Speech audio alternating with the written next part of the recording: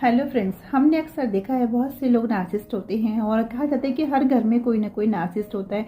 Narcissist वो लोग होते हैं जो अपने आगे किसी को कुछ नहीं समझते और ऐसा माना जाता है कि इन लोगों के अंदर कोई एम्पैथी नहीं होती है और इन्हें कैसे भी करके सिर्फ अपनी बात मनवानी और अगर इनकी बात ना मानी जाए तो ये किसी भी लेवल पर आ जाते हैं।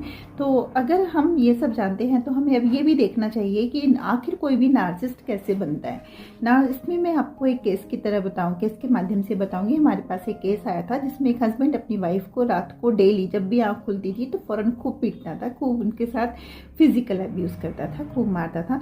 तो जब ये केस देखा गया तो पता चला कि वो अपने ये पेरेंटिंग का असर था, क्योंकि जब वो छोटा था तो उसकी गली में किसी के साथ भी लड़ाई झगड़ा हो, कुछ भी हो, जब भी वो घर आता तो मम्मी का हमेशा एक ही शब्द होता है कि अच्छा उसकी कैसे हिम्मत हुई तुमसे कुछ भी कहने की, अभी मैं उसको बताती हूँ, आगे से ना कभी नहीं कहेगा, उसको ऐसे ठीक करूँगी। तो उस बच्चे के अंदर माइंड में ये चीज़ बैठ गई कि मैं तो कभी गलत नहीं हो सकता और मुझे अपनी गलती एक्सेप्ट ही नहीं करनी है। अगर कोई मेरे से कुछ भी कहेगा तो वो गलती उसी की है और उसको ऐसे बताना चाहिए कि वो आगे से कुछ कहे ही ना।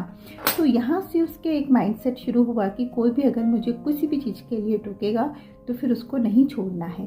तो नार्सिसिज्म में बहुत सारी चीज़ें मैटर करती हैं। एक तो सोशल मीडिया, जैसे हमने एनिमल मूवी देखी थी, तो इस तरीके की मूवी भी लोगों को एक नार्सिसिस्ट बनने के लिए बहुत प्रेरित करती है। दूसरी चीज़ कि इसमें पेरेंटिंग स्टाइल बहुत मैटर करता है, या फिर अगर किसी बच्चे को बहुत ज़्यादा नेग्लेक्ट किया जाए तो वो भी लेबल हो जाता है और वो एक नार्सिसिस्ट के रूप में भी कन्वर्ट हो सकता है।